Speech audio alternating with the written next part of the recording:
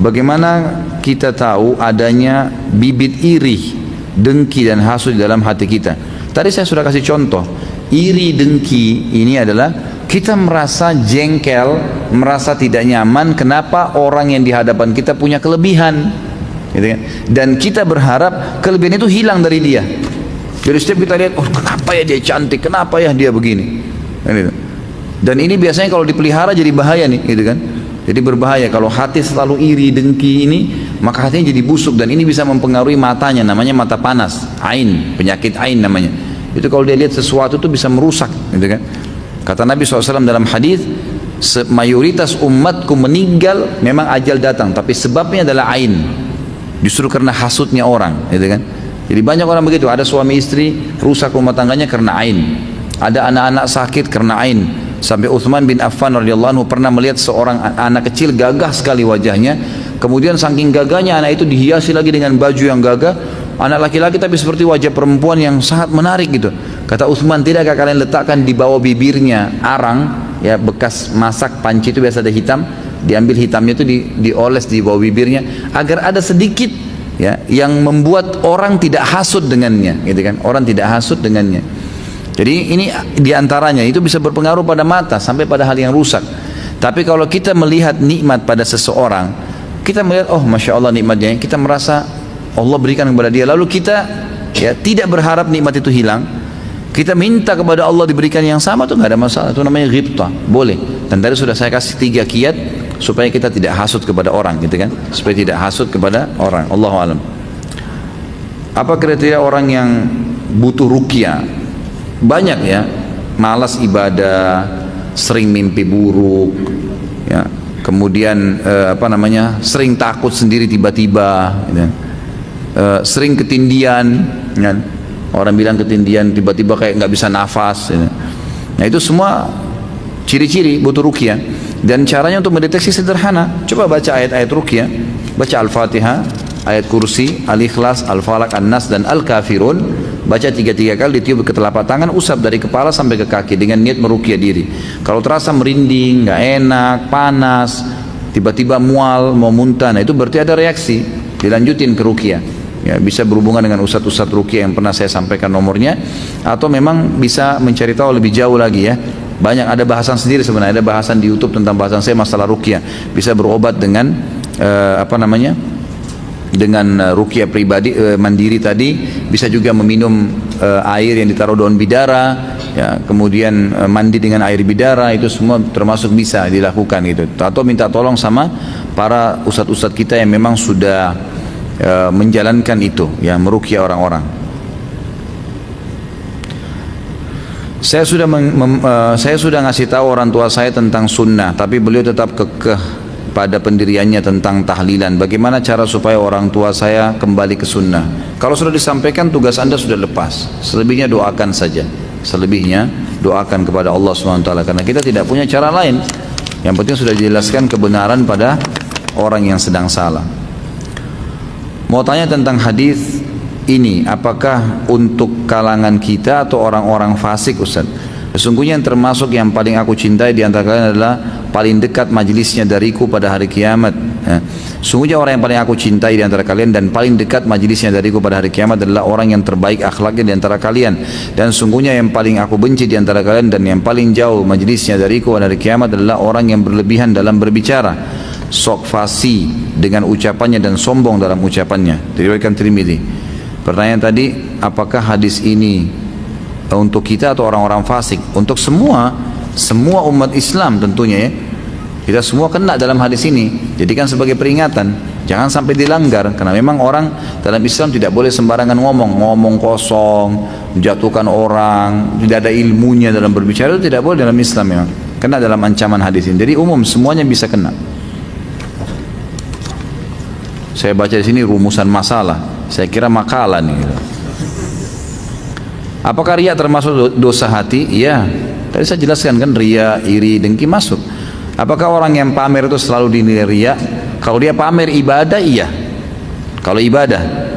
Kalau bukan ibadah maka masuk dalam bab sombong, ya kan? Pamer mobil, pamer baju itu sombong, dosanya lain lagi. Tapi kalau dia pamer ibadah, riya. Nah, ibadah apa saja, gitu kan? Saya baru pulang umroh, saya baru bantu orang, saya baru puasa, saya baru begini. Itu pamer ibadah, berarti riya. Apa yang dimaksud hadis di pembahasan tadi? Hati adalah jantung, karena kalbu beberapa asatidah maksudkan jantung, bukan hati. Ini khilaf diantara ulama tentang masalah istilahnya, gitu kan. Tapi memang yang sering diterjemahkan qalb itu jantung, bisa masuk hati. Ada yang pendapat yang mengatakan dia jantung di tengah-tengah dada kita. Allahu a'lam. Apakah dimungkinkan ada sunnah yang tidak sampai kepada kita karena itu tidak terjaga seperti Al-Quran? Bisa jadi, Allahu a'lam. Jadi kan bisa jadi. Tapi dengan izin Allah, Allah SWT akan menjaga hal-hal yang mendasar bagi umat ini. Bukan mustahil, mungkin ada hadis yang belum sampai kepada kita, karena sekarang ini masih banyak manuskrip, tulisan-tulisan tangan para ulama dari generasi emas dulu yang masih belum disentuh sama sekali.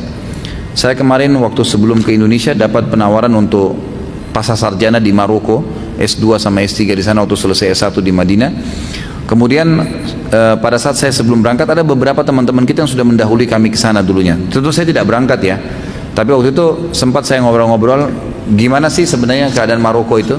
Kemudian dijelaskan sama dia tentang keterangan semua, dan dia jelaskan di perpustakaan kampus kami saja itu masih ada ribuan manuskrip yang belum tersentuh, belum sama sekali dibukukan, dan itu masih tulisan para ulama-ulama dulu gitu. Masih zaman kerajaan muwahhidin, murabitin. Ini masih zaman Abbasiyah ya, tahun 600-an Hijriah, 500 Hijriah itu ada banyak, masih belum disentuh. Bukan mustahil, Allahu a'lam, kita tidak tahu. Tapi insya Allah yang sudah ada sekarang kita amalkan gitu. Yang tidak boleh itu berjualan di masjid atau mengumumkan barang hilang. Bagaimana kalau kita belanja online tapi kita sedang di dalam masjid? Setahu saya tidak boleh transaksi dalam masjid, transaksi fisik ya. Jadi menerima uang dan seterusnya. Mungkin kalau kita tarik ke sekarang masalah online di HP, lebih baik jangan, lebih aman jangan. Karena Nabi SAW yang melarang dalam hadis untuk transaksi di masjid. Masalah mengiklankan barang hilang ini hadisnya lain lagi, memang dilarang gitu kan. Siapa yang mengiklankan barangnya hilang di masjid, maka katakanlah padanya semoga barangmu tidak kau temukan gitu kan. Itu memang ada larangan tersendiri, Allahu a'lam. Jadi dia jadikan masjid sebagai tempat iklannya. Ini dibahas oleh para ulama, bagaimana kalau marbot masjid yang menemukan barang dan dia sampaikan. Maka ini ada pendapat ulama yang membolehkan, tidak masuk dalam larangan. Karena larangan ini kalau ada orang yang hilang barangnya, kemudian dia sendiri yang jadikan masjid sebagai tempat pengumuman, atau setiap kali temukan barang di luar masjid langsung dibawa ke masjid diiklanin. Nah ini yang disorotin, yang tidak boleh. Ana ingin memperdalam muamalah maliyah maksudnya harta ya, masalah ekonomi ini. Apakah ada ustadz rujukan untuk bisa kita ikutin untuk memperdalam ilmu? Allahu alam, yang saya tahu ada banyak. Yang saya tahu sekarang yang sudah pulang dari Madinah kan ada Dokter Irwan Tirmizi ya. Kemudian yang lain saya tidak pernah secara khusus tahu, tapi mungkin ya umumnya, insya Allah umumnya teman-teman yang sudah pernah belajar, apalagi tamatan dari Fakultas Syariah, itu umumnya bisa dijadikan sebagai rujukan. Saya tidak ingat sekarang nama-nama mereka, tapi insya Allah tuh tanya saja ya, kalau mereka terutama tamatan Mesir, tamatan Madinah, tamatan Mekah, tamatan Mesir, dari Timur Tengah, yang insya Allah bisa dijadikan rujukan. Doakan kita semua agar bisa berangkat haji bersama Ustadz tahun ini. Hai, insya Allah. Kalau tahun ini saya nggak tahu ya, karena saya sendiri belum dapat visa gitu. Tapi insya Allah mudah-mudahan ya, kita tidak tahu. Kalau mungkin kita berangkat di tahun-tahun akan datang, insya Allah mudah-mudahan Allah SWT mudahkan. Istri ana kurang suka janggut ana panjang. Apa ini? Apa ini ya? Dia minta janggut ana dipendekin. Apakah ana harus ikuti istri ana atau haruskah ana cari penggantinya?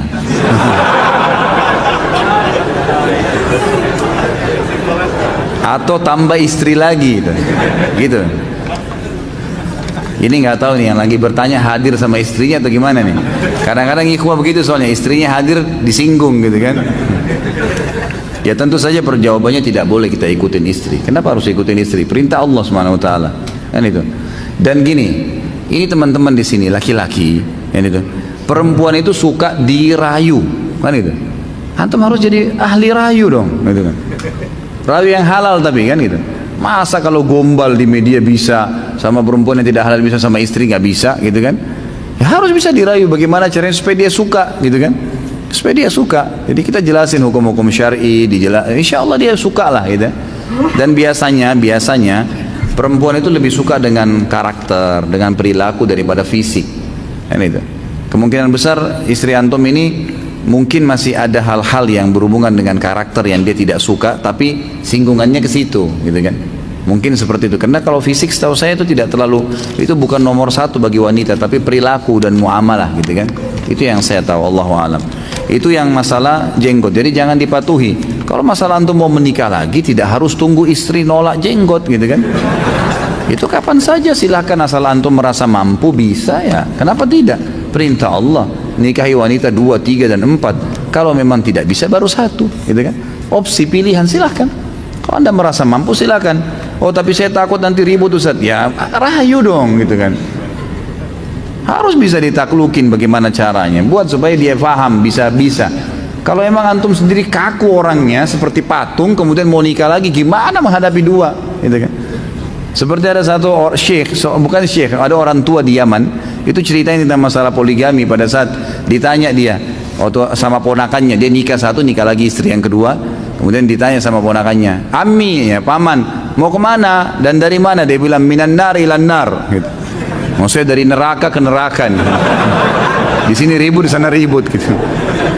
Nah ini karena dia mungkin bawaan pribadinya kaku. Orang yang supel, orang yang biasa memimpin, kan gitu, itu pasti bisa lah, dia bisa membangun. Seperti orang, ada orang yang mampu cuma menangani 2 orang, 3 orang pegawai, ada orang yang bisa menangani 1000 pegawai, kan itu.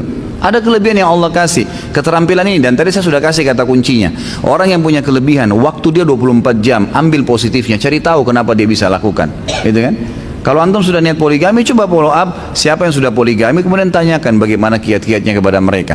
Dan ingat, jangan pernah sembunyi, tak usah sembunyi, gentle, sampaikan apa adanya, kemudian buat supaya suasana dia bisa menerima. Dan kita juga punya kesiapan fisik, materi, ya, ilmu, semua kita harus punya itu. Jangan cuma hawa nafsu, kan itu. Ya, karena itu hubungan biologis hanya 5 menit, 10 menit, 1 jam selesai. Selebihnya antum bisa biayai nggak kehidupannya? Ini bukan hanya sekedar ranjang, gitu kan? Tapi ini masalahnya ada biaya, ada materi, ada perlindungan, pendidikan, ada hak-hak istri. Antum ikutin materi manajemen rumah tangga Islami di YouTube ceramah saya, nanti bisa tahu hak-hak itu. Kalau antum sudah penuhi haknya, insya Allah nggak ada masalah, kan gitu, tidak ada masalah. Apabila nama Rasulullah SAW diucapkan, maka kita harus membalasnya dengan salawat. Bagaimana bila mendengar nama beliau ketika sedang sholat atau berzikir atau berdoa? Tentu saya kalau lagi sholat tidak ada hubungannya. menjawab salam, membaca salam, mengucapkan salawat pada saat kita lagi sholat itu tidak dilakukan. Karena ibadah sholat adalah larangan Nabi SAW, tidak boleh dihubungkan dengan bacaan lain. Tapi kalau lagi berdoa atau misalnya memang ada ibadah yang kita kerjakan dan tidak dilarang untuk memasukkan bacaan lain. Saya tahu saya kalau doa lagi zikir, kita lagi zikir pagi atau zikir habis sholat, ada orang menyebutkan Nabi SAW, kita juga mengatakan SAW. Tapi kalau sholat jangan. Apabila kita, tapi tentu setelah salam bisa ya. Setelah antum salam, antum ingat tadi kayaknya ada orang yang salam nih, kita jawab salam. Atau ada yang membacakan, sebutkan nama Nabi SAW, kita sebutkan nama, atau kita membacakan salawat pada Nabi SAW. Apabila kita melakukan dosa lalu bertaubat, apakah Allah akan menanyakan dosa itu di yaumul hisab? Tidak ditanyakan, tapi diperlihatkan. Tetap kita akan lihat dosa sekecil dan sebesar apapun, antum sudah taubat, tetap di buku amal ada. Tapi di situ sudah diberikan gambaran ini sudah taubat nih. Ini misalnya ada orang berzina umur 16 tahun, kemudian dia taubat di umur 21 tahun. Dosa zina dari 16 tahun dimaafkan secara hukum, tidak dihukum lagi, tapi secara laporan tetap ada. Jadi kita tahu nih umur 16 tahun kamu pernah berzina, ini kamu lakukan di sini, dan kamu tobat di umur begini, karena itu Allah ampuni. Jadi tetap kelihatan. Makanya tafsir firman Allah Subhanahu wa taala, orang-orang kafir atau menerima buku mereka mengatakan, a'udzubillahi minasyaitonirrajim, ma li hadzal kitabi la yughadiru shaghiratan wala kabiratan illa ahsaha. Buku apa ini yang kami terima yang tidak membedakan antara hal kecil dan hal yang besar? Kata ulama, tangisan yang pertama, tangisan yang ke-100, tarikan nafas yang pertama, tarikan nafas yang ke-1000, yang ke-1.000.000, gerakan tangan, gerakan kaki, segalanya dicatat dalam buku amal malaikat. Ini bukan laporan biasa ini sekretaris Lux ini luar biasa, malaikat catat semua, gitu kan? Yang apapun yang kita lakukan, baik atau buruk, itu semua sudah tercatat. Apa hukum menghadiri walimah safar yang diadakan orang yang akan berangkat haji? Kalaupun boleh hadir, nasihat apa dan pesan apa? Sebenarnya saran saya ya, lebih baik nggak hadir. Kalau saran saya, karena pertama walimah safar itu sendiri saya sudah pernah jelasin. Secara makna walimah safar nggak ketemu dalam bahasa Arab. Walimah itu acara untuk perkawinan, makanan perkawinan. Safar itu safar. Ini di Indonesia nih, yang penting ada bahasa Arabnya, gitu kan? Yang penting ada bunyi Arab sudah. Nah, ini sudah bagian dari agama kita. Ini nggak benar. Itu secara makna sudah nggak benar. Nabi SAW tidak pernah mempraktikkan kalau mau ibadah diiklanin. Tidak pernah itu. Undang orang untuk khusus, gitu kan? Sekarang orang mau haji, mau umroh selalu adakan walimah safar. Yang tadi tanda kutip bahasa itu. Untuk apa? Saya pernah tanya untuk apa? Untuk minta maaf. Loh, minta maaf dalam Islam itu bukan pada saat mau haji dan umroh loh. Sepanjang hari, setiap saat. Jangan sampai kita meninggal. Jangan tutup mata kita malam hari kecuali sudah minta maaf. Yang kedua saya tanya apa alasannya? Jawabannya untuk didoain. Ya mau berangkat ibadah siapa? Mereka yang doain kita, gitu kan? Dan itu berbahaya, sangat pekah. Selain tidak ada contoh dari Nabi SAW, sangat pekah dengan perbuatan riya, dosa besar yang lain lagi, gitu kan? Sebab orang yang mengundang orang untuk mengiklankan saya mau haji atau umroh, apa bedanya dengan orang mau sholat malam, siangnya undang orang makan sambil berkata doain saya nanti malam mau sholat tahajud? Ada bedanya nggak? Hampir sama malah, gitu kan? Jadi riya, sebaiknya jangan. Allahu a'lam. Yang saya tahu sahabat dan tabiin, kadang-kadang mereka kalau ibadah itu kalau darurat baru ketahuan sama orang. Kalau enggak, kalau memang harus dilihat ya kayak sholat berjamaah, jihad. Kalau yang lain mereka sembunyi, nggak ada yang tahu. Ya, kadang-kadang mereka pergi pulang sudah nggak tahu ini orang umroh atau haji, orang nggak ngerti, gitu kan? Sudah balik aja tiba-tiba gitu. Bila kita dizalimi orang kafir, bagaimana perhitungannya di akhirat? Apakah kita bisa meminta pahala dia? Sedang kita tahu perbuatan baik mereka tidak diperhatikan? Tentu saja tidak. Tapi kalau orang kafir yang berbuat kezaliman kepada kita, kita diberikan pahala tambahan dari Allah SWT. Pahala tambahan, dan ini tidak disebutkan tentang kadar pahalanya. Tapi kita kalau terzalimi maka ada pahala kezaliman, ya kan gitu. Pahala kezaliman. Allah SWT bisa memberikan nilai kadar kezaliman dia, gitu kan, kepada kita. Misal dia mengambil uang kita 100 juta. Kadarnya 100 juta itu kalau terjadi pada orang muslim yang mengambil dan dia tidak bayar, misal dikasih 100 pahala misalnya, kan itu, maka Allah SWT memberikan kepada kita 100 pahala yang tidak diambil dari orang kafir, tapi Allah kasih tambahan. Allah berikan di timbangan amal kita karena sudah ada nilainya itu, ya. Seperti itu yang saya ketahui. Bagaimana bila sebaliknya kita yang menzalimi orang kafir? Kita berdosa, dosa kezaliman, dan apa yang kita ambil, misalnya kita mencuri barangnya dia, maka nilai barang itu akan dikurangi dari pahala kita, atau malah kita bisa dimasukkan dalam api neraka karena itu. Misal orang berbohong, kadar dosanya di sisi Allah 30 misalnya, tentu ini tidak disebutkan ya, tapi di akhirat nanti Allah SWT akan memiliki perhitungan-perhitungan di hari hisab itu yang Allah lebih tahu dengan kemahaadilannya. Misal kalau bohong nilainya 30, kita pernah membohongi dia, maka secara otomatis di timbangan dosa kita ditambah 30. Kalau tadi dosa kita 70 jadi 100 gara-gara kita pernah bohongin, walaupun orang kafir, kecuali di keadaan yang kita dibolehkan, kayak berdusta pada saat lagi peperangan, gitu kan? Itu sudah pernah saya jelaskan. Nabi SAW membolehkan berdusta pada saat peperangan, dan itu dikerjakan oleh siapa namanya, sahabat yang masuk Islam di perang Khandaq, ya. Itu Ma'in bin Mas'ud, ya, radhiyallahu anhu. Ini beliau masuk Islam, kemudian akhirnya memporak-porandakan pasukan Ahzab itu dengan membuat sebuah tipu daya antara suku Quraidah Yahudi dengan orang-orang kafir Quraisy. Itu yang saya ketahui. Baik, ini pertanyaan terakhir ya. Saya waktu dulu sekitar setahun atau 2 tahun yang lalu saya pernah berantem dengan seseorang. Nah sekarang setelah saya pikir-pikir, saya ingin meminta maaf padanya supaya tidak ada kebencian di hati lagi. Saya sudah mencoba invite pin orang tersebut tapi tidak di ACC selama berhari-hari. Jadi saya tidak bisa meminta maaf. Sepertinya dia masih marah pada saya. Pertanyaan saya, bagaimana caranya saya meminta maaf? Banyak kan cara. Masa harus di invite dulu baru minta maaf? Bisa SMS, bisa telepon. Masa saya harus ajarin gitu? Ya. Kan bisa banyak cara. Kalau tahu tempatnya datangin, kirim surat, apalah, banyak cara gitu kan. Jadi bisa minta maaf. Apalagi kalau kita tahu orangnya di mana gitu. Dan kalau saya sudah minta maaf berulang kali, tapi dia masih marah, apa yang harus saya lakukan? apakah sudah diterima maaf saya? Kalau kita ikhlas insya Allah sudah. Kalau hanya sekedar masalah-masalah yang berhubungan dengan hal yang tidak perlu dikembalikan ya, tapi yang jelas kalau ada yang berhubungan dengan hal yang harus dikembalikan, seperti misal kita mengambil barangnya harus dikembalikan, tidak cukup minta maaf, mencuri barang, kita menghibah, kita pernah merusak nama baiknya, kita perbaikin nama baiknya dia, gitu kan? Jadi kita boleh telepon, dari mana Ustaz saya mulai ya? Dari orang yang ingat, siapa orang yang pernah kita hubungin, gitu kan? Mungkin kita pernah hubungin siapa, gitu kan? Kita bisa hubungin dia. Ini yang pertama kali saya telepon dulu, oh teman saya si A, dulu saya pernah telepon dulu kamu tentang si fulan tuh salah ya, saya gibah dia, saya berdosa, tolong jangan disebarin, saya sudah bertobat sama Allah. Siapa lagi kira-kira yang ingat, hubungin lagi, seperti itulah, gitu kan? Jadi itu insya Allah akan bisa membantu kita. Ketika kita memberikan pinjaman lalu kita tidak pernah nagih utang tersebut, apakah kita mendapat pahala sedekah dan bisa memilih bidadari? Kenapa ada bidadari nah? Ini mulai cari gara-gara malam-malam ya. Saya lihat kalau sudah pertanyaan yang ke-20 udah mulai ada poligami, bidadari. Memanas-manasin akhwat di belakang ya. Kalau antum maafin dapat pahala.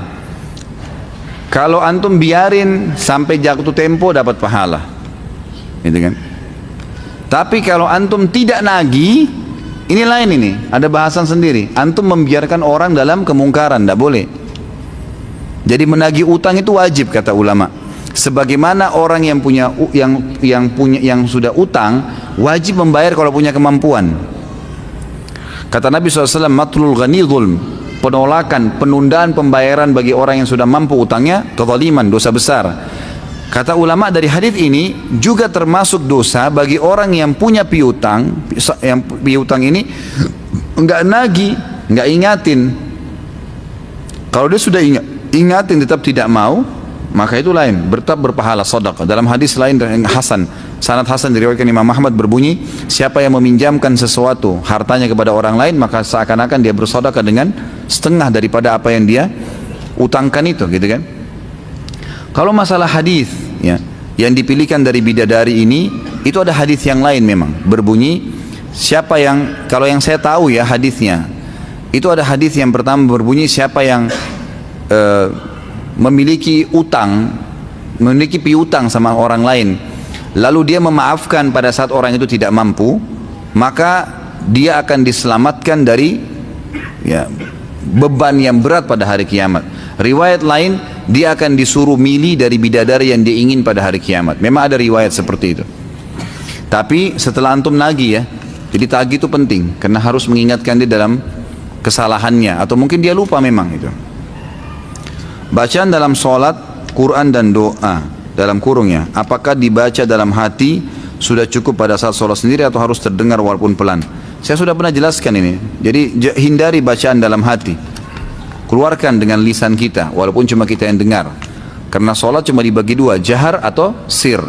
Jahar itu ngerasin suara terdengar oleh orang-orang lain, dan sir itu mengecilin suara sebatas dia dengar sendiri. Jadi bukan menghilangkan suara. Antum kalau hilangkan suara itu sudah hilang, itu mengkhayal nanti. Nggak ada suara sama sekali itu akan mengkhayal. Tambah lagi tutup mata tidur. Gitu. Jadi jangan antum bilang, oh kalau tutup mata lebih khusyuk, ini nggak benar. Karena Nabi SAW mengatakan Allah dan malaikatnya terus memberikan salam kepada orang yang berada di saf awal. Riwayatnya mengatakan yang matanya tetap tertuju ke tempat sujudnya, gitu kan? Jadi kita disuruh buka mata, disuruh kerasin suara sebatas kita yang dengar saja. Alhamdulillahirrabbilalamin arrahmanirrahim. Karena ucapan mulut yang bersuara ini memperdengarkan kuping, membuat dua anggota tubuh ini connect ya, sehingga lebih konsen, ya, lebih konsen. Ditambah mata yang terbuka melihat tempat sujud itu akan membuat orang lebih khusyuk. Ini pendapat ulama. Imam Syafi'i mau mengatakan tiada ilmu tanpa sanad. Al-Hafidh Imam Ats-Tsauri mengatakan penuntut ilmu tanpa sanad bagaikan orang yang ingin naik ke atap rumah tanpa tangga. Imam Abu Yazid Al-Bustami mengatakan barang siapa yang tidak memiliki susunan guru dalam bimbingan agamanya tidak ragu lagi niscaya gurunya adalah syaitan. Afwan Ustaz, bagaimana dengan sanad Ustaz Khalid? Bagaimana hukumnya bila menuntut ilmu dengan guru yang belum jelas sanadnya? Gitu. Sanad itu yang dimaksud di sini, yang dimaksud oleh Imam Syafi'i, Imam Tsauri, ini semua yang dimaksud adalah yang poin pertama masalah mengambil hadis, gitu kan? Mengambil hadis ini itu di zaman-zaman ulama-ulama besar kita kayak Imam Syafi'i, tadi Imam Thawri, ini zaman-zaman tabi'in, tabi'in, mereka mengambil sanad ilmu itu langsung dari tabi'in, sahabat, lalu Nabi SAW. Maka ini diistilahkan dengan sanad, mereka mengambil dari jalur itu untuk ilmu. Maka mereka bilang kalau ada orang yang mau meriwayatkan makna kata mereka, kalau ada orang yang mau meriwayatkan dari sahabat di zaman itu tanpa mempelajari siapa muridnya sahabat dan dia belajar dari muridnya sahabat, berarti sama dengan istilah yang disebutkan ini. Seperti orang yang mau naik ke rumah, atap rumah tanpa tangga dan seterusnya, karena dia langsung kan mau ngambil. Seperti itulah ya. Kemudian berkembanglah dengan berjalannya waktu, berkembanglah ilmu-ilmu pengetahuan, gitu kan? Berkembang pengetahuan. Maka dinukil kepada kita sampai batas tabi'in, generasi imam 4 ya, Imam Syafi'i, Imam Ahmad tadi, Imam Abu Hanifah, Imam Malik, ini dianggap generasi emas. Sampai di sini karena mereka langsung mengambil dari tabi'in, dari sahabat, maka sampai di sini kalau dinukil dari buku-buku mereka, buku-buku orang ini seperti Imam Malik menulis kitab Muwatta misalnya, gitu kan? Imam Syafi'i punya kitab namanya Kitabul Memang itu beliau tulis sendiri dengan tangannya, ditulis dengan tangannya. Ini loh saya begini. Lalu buku itu sampai sekarang terabadikan dengan izin Allah sampai kepada kita, Pada saat kita baca, kita nggak butuh rentetan sanad ke situ, karena kita sudah baca langsung tulisannya dia ini. Kecuali kalau kita cuma dengar dan tidak ada referensi, gitu kan? Itu lain. Seperti yang kami lakukan pada saat kami kuliah di Madinah dulu, itu memang guru-guru kami mendatangkan buku-buku induk, buku-buku Imam Syafi'i misalnya, ini ini bukunya Imam Malik, kitab Muwatta, ini bukunya Imam Ahmad, ada Musnad Imam Ahmad. Didatangkan buku-buku itu lalu kami pelajari. Ini dipelajari. Imam Ahmad mengatakan saya dengar dari guru saya bernama Hamad dan sampai ke Nabi SAW.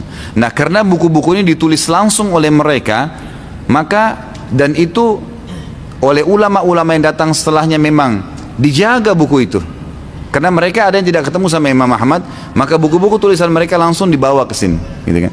Seperti antum sekarang kalau beli buku penulis seorang ustadz yang ditulis buku, antum mungkin belum pernah ketemu, antum baca dalilnya jelas, tuntunannya jelas, ayatnya jelas, hadisnya jelas, gitu kan? Nah kita terima. Apakah kita harus punya sanad langsung ke dia? Nggak bisa, gitu kan? Karena sudah ada jelas orang ini menulis, kecuali kalau nggak ada tulisan. Jadi yang kami pelajari langsung ke buku-buku induk itu. Saya nggak punya sanad langsung ke Imam Syafi'i atau ke Imam Malik, gitu kan? Tapi buku-buku induk mereka dipelajari dari guru-guru kami juga yang belajar dari gurunya dan seterusnya.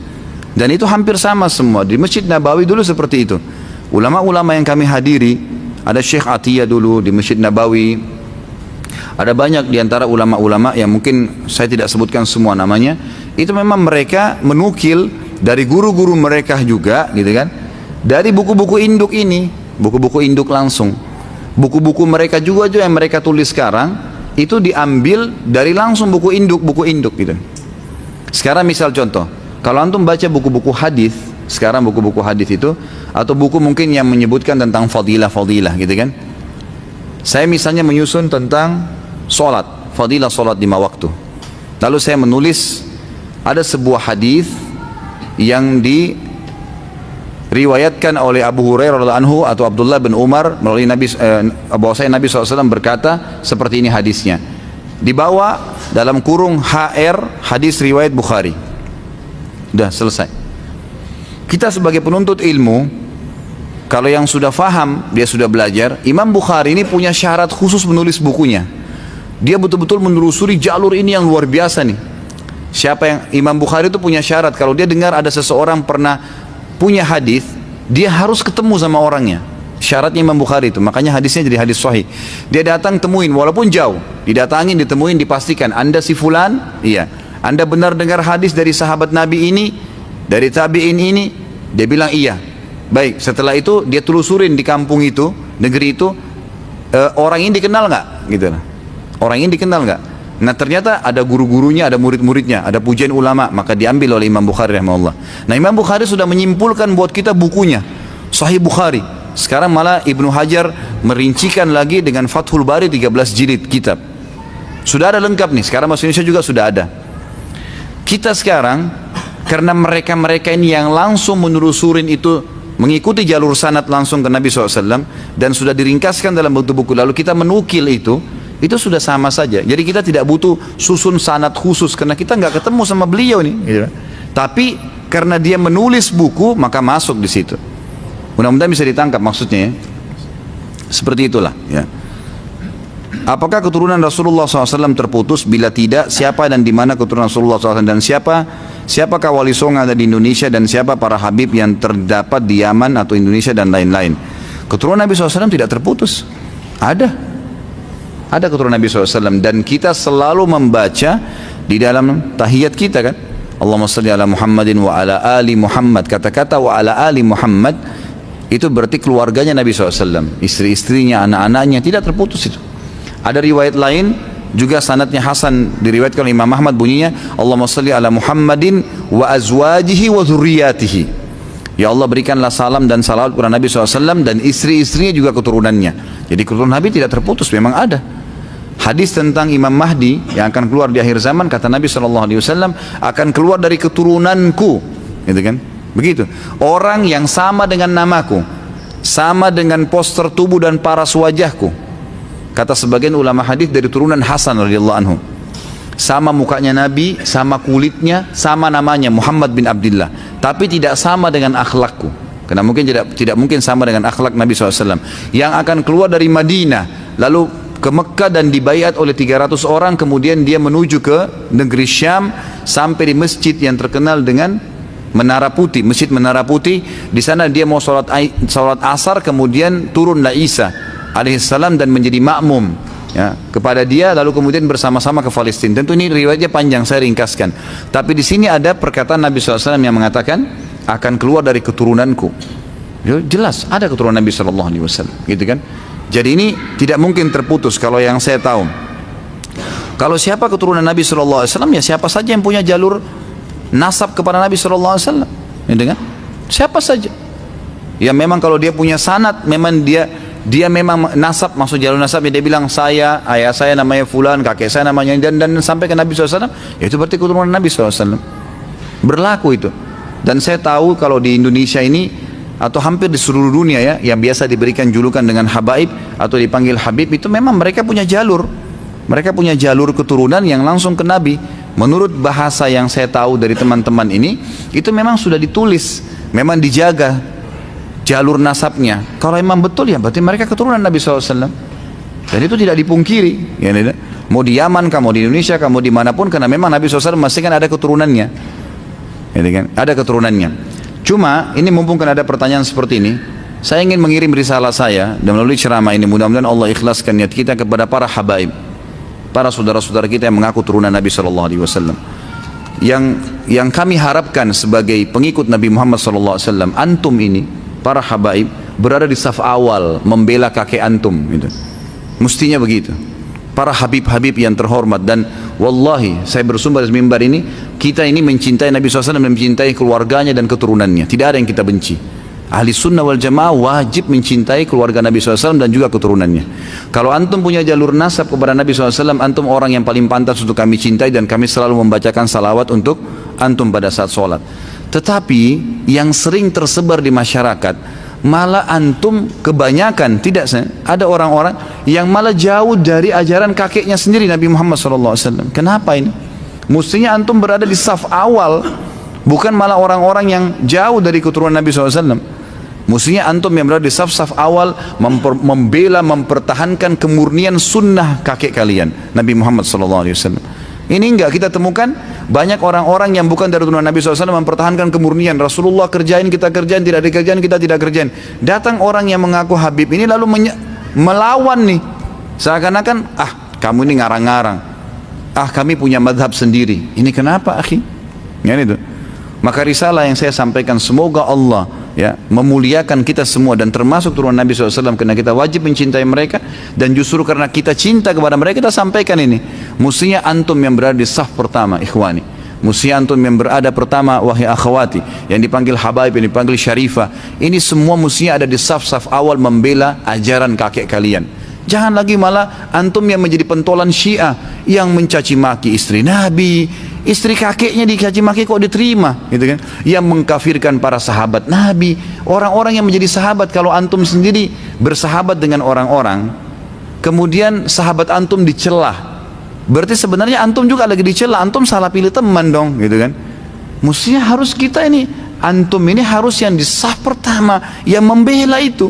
Semua sahabat Nabi, semua istri Nabi harusnya dibela. Nggak bisa. Itu istri kakek kami dan ummahatil mu'minin. Allah sebutkan dalam Al-Quran begini, para sahabat Nabi Allah ridho kepada mereka. Mestinya antum yang pertama.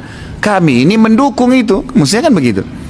Jadi ini semestinya memang sampai kepada para habaib kita, yang tentunya kita mencintai mereka karena diperintahkan dalam agama kita. Allahu a'lam. Itu yang saya ketahui. Kalau masalah Wali Songo ini saya nggak tahu, terus terang. Ya. Saya tidak terlalu banyak membaca sejarah tentang mereka. Saya cuma tahu mereka adalah dai-dai. Allahu a'lam apakah memang mereka itu dari turunan Nabi SAW juga, saya tidak tahu. Ya, mungkin antum bisa kembali kepada teman-teman dai dan ustadz yang lebih memahami masalah itu.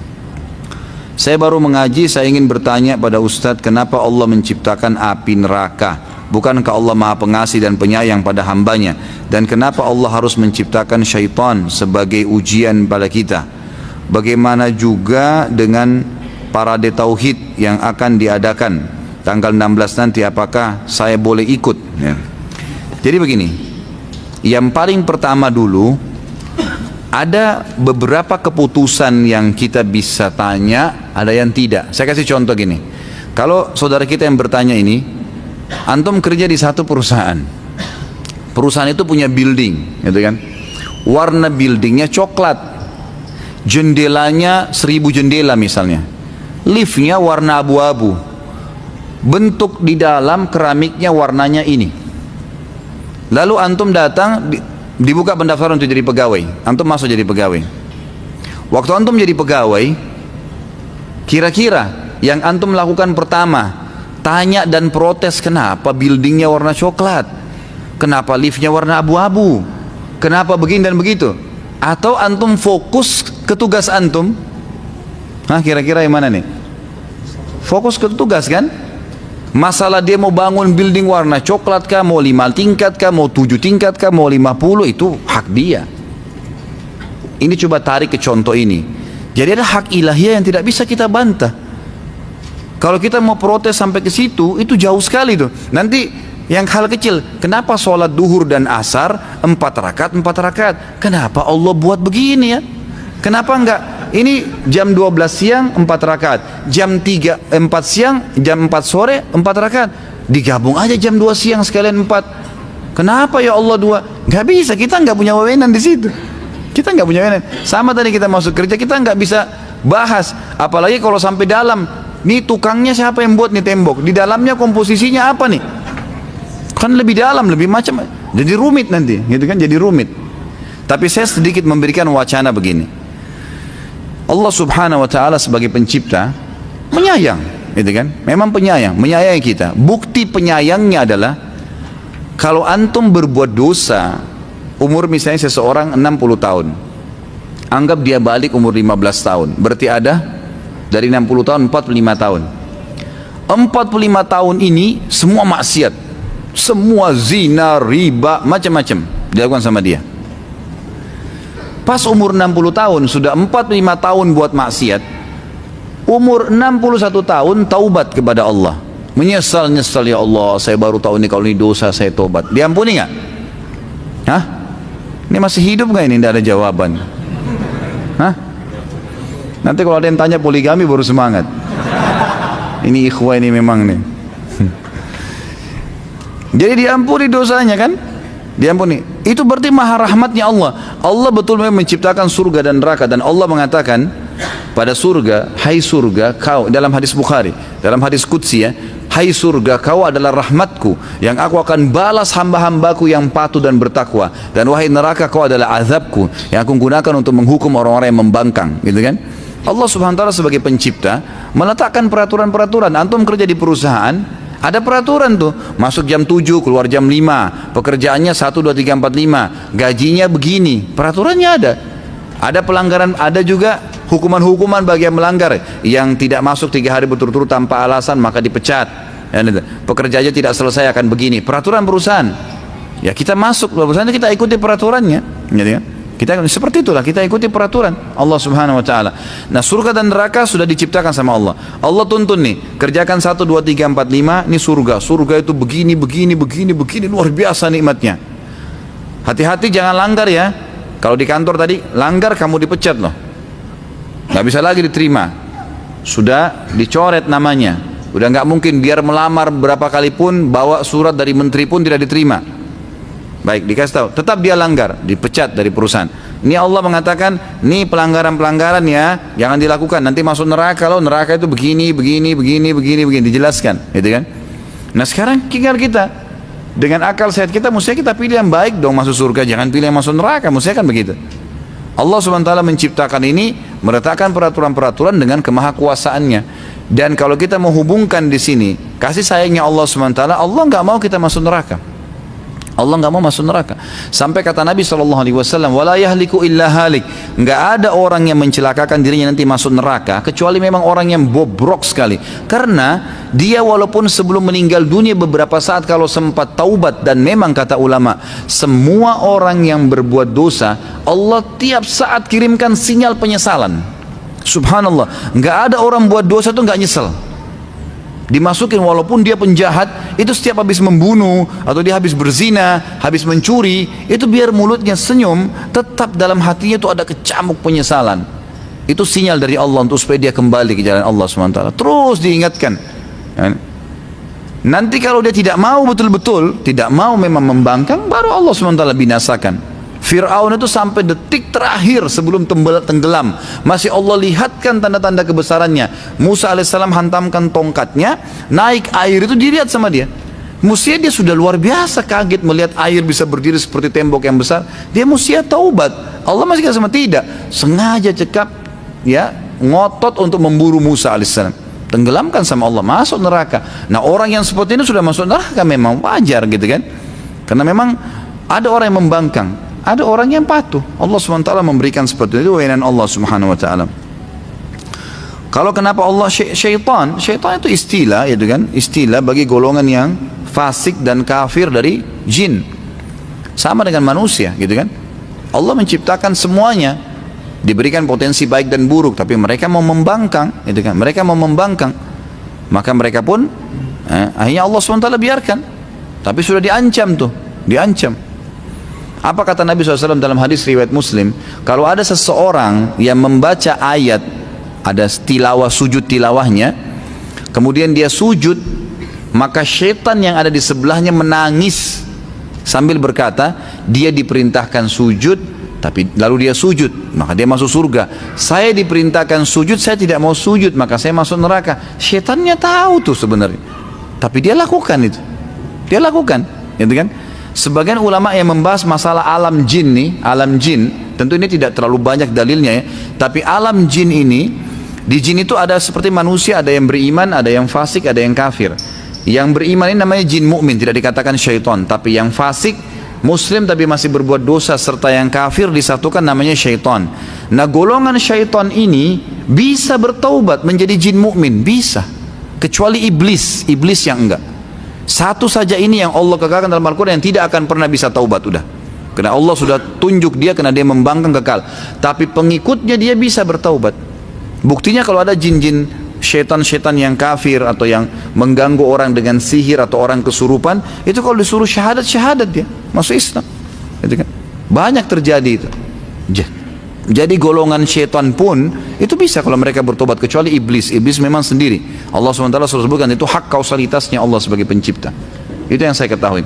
Kalau masalah parade tauhid, kalau antum melihat di situ tidak ada indikasi politiknya, tidak ada maslahat pribadi, ya, dan antum melihat situ ada mensyiarkan kekuatan kaum muslimin, saya tidak melihat ada pelanggaran. Saya pribadi tidak melanggaran, karena ini bukan demo untuk parpol, untuk maslahat pribadi, bukan. Ini untuk menunjukkan kita ini umat Islam bertauhid, kan gitu. Dan ini Nabi SAW seringkali mengajak kaum muslimin untuk hadir di sholat Idul Fitri, Idul Adha. Dan Nabi SAW menyuruh di Idul Fitri itu untuk keluar seluruh perempuan, termasuk yang berhalangan, termasuk orang tua, supaya mereka memperlihatkan jumlah kaum muslimin, gitu kan, jumlah mereka yang banyak. Di zaman sekarang ini banyak orang-orang yang menganggap remeh kaum muslimin. Saya tidak tahu niatnya teman-teman ini apa, insya Allah mudah-mudahan baik, gitu kan. Tapi kalau mereka niatnya baik memang untuk menunjukkan itu, dan tidak ada indikasi politik di sini, tidak ada unsur maslahat pribadi, murni karena agama, dan dilihat ini untuk menunjukkan bahwa saya umat Islam punya kekuatan, saya tidak melihat ada masalah di situ. Saya tidak melihat, asal tidak membuat kerusakan, tidak ada pelanggaran-pelanggaran syar'i ya. Jangan sampai ada perempuan yang ikut-ikutan, yang kelihatan auratnya, yang inilah, yang itu tuh jelas pelanggaran syar'i. Tapi kalau berhubungan sama politik, maslahat pribadi, maka ini sama sekali saya pribadi tidak mendukung. Karena pertanyaannya datang kepada saya ya. Kalau ada teman-teman yang punya ijtihad, Allahu a'lam, saya tidak pernah menyalahkan siapapun. Bagaimana pendapat dan nasihat untuk situasi di keluarga yang belum bisa menerima kalau salaman tangan antara ipar, sepupu, itu tidak boleh. Berikan gambaran, nasihat, berikan apa adanya, sampaikan.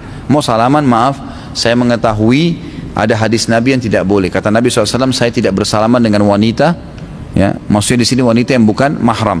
Dalam hadis lain dikatakan, seseorang di antara kalian ditusuk dengan besi yang tajam, gitu kan, lebih ringan baginya dibandingkan dia menyentuh tangan yang bukan halal bagi dia. Maksudnya kulit perempuan atau laki-laki yang bukan halal bagi dia. Ada hadis Nabi, kita jelaskan.